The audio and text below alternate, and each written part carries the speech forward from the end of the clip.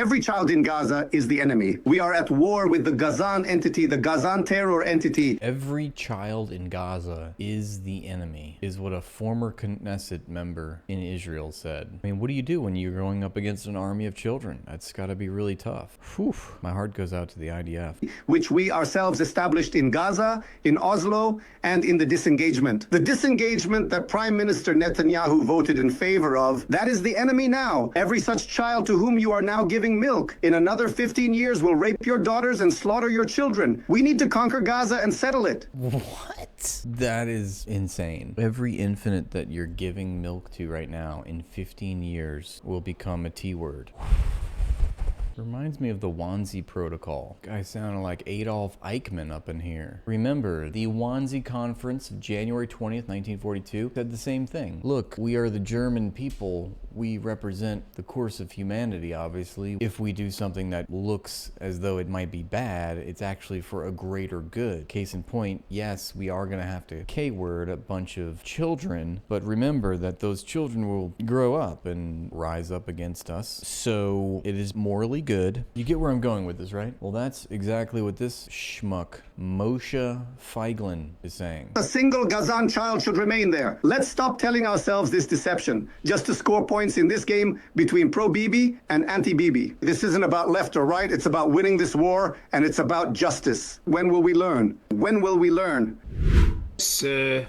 We know this is the attitude of Smotrich and Gavir and Netanyahu himself. Is this the attitude of the Israeli people towards Gazan babies? Well, yes, of course it is. They are overwhelmingly supportive of the IDF and its campaign. Kill them now, starve them to death because they may grow up. Something is seriously wrong with Israeli society now. I think they're fine. We just saw a war criminal. If you ever wanted to know what a war criminal looked like, if you ever wanted to hear what a Nazi sounded like in the 1940s.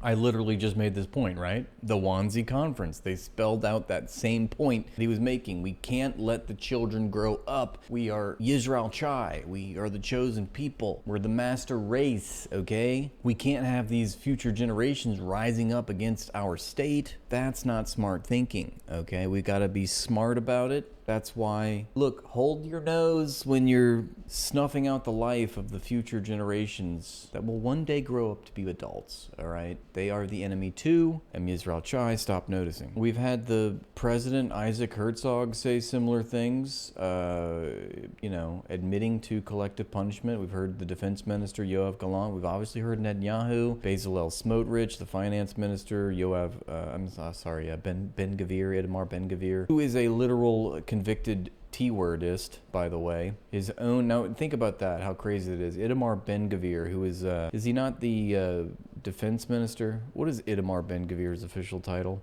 I should know that. God damn. Okay, he's not, it's so defense, yeah, national security, same thing. Minister of National Security. That man is a convicted T-wordist because that's what he was convicted on. His own court, the Israeli, now if the Israeli courts convict you of T-wordism, I mean, that's saying something, you know? I mean, that's wild. But anyway, the list goes on and on. I mean, I could talk to you about other, you know, in their long history, every Israeli official you can think of. There's Zivi Lipni is another one. She's on record of, or Zippy Livni, I always get the V and the P mixed up.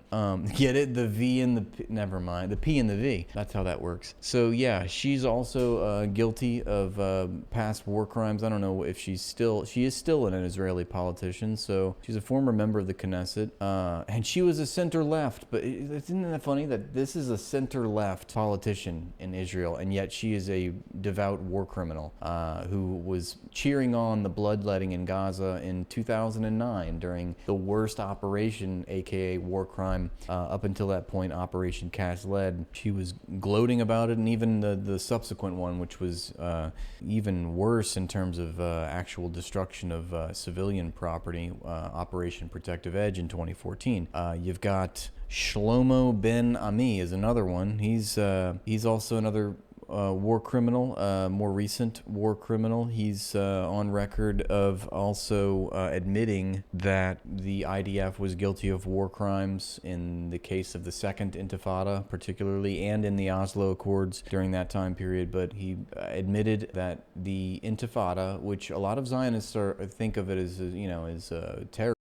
He admitted, on the other hand, that it was an authentic Palestinian struggle for self-determination. These are virtual verbatim quotes. It only turned into a full-on war when the IDF got involved and escalated the violence. Let's see, who else? There's so many of them. Obviously, we all know about Ariel Sharon. I've talked about him. That is the butcher of Gaza. He's the General MacArthur of the Gaza Strip in the early 70s, former IDF Southern Commander, and also former Israeli Prime Minister. They're all terrorists, and they all become high-ranking officials in the Israeli government later on after their blood campaigns. Moshe Dayan, that's another Moshe. James Bond-like villain, war criminal. Look at him. The eye patch. Guilty of all kinds of massacres, including, I think, Dayer Yassin, which is a famous massacre in the 40s. You've got, who else? You've got a bunch of Yitzhaks. You got the Yitzhak Shamirs. You got the Yitzhak Rabins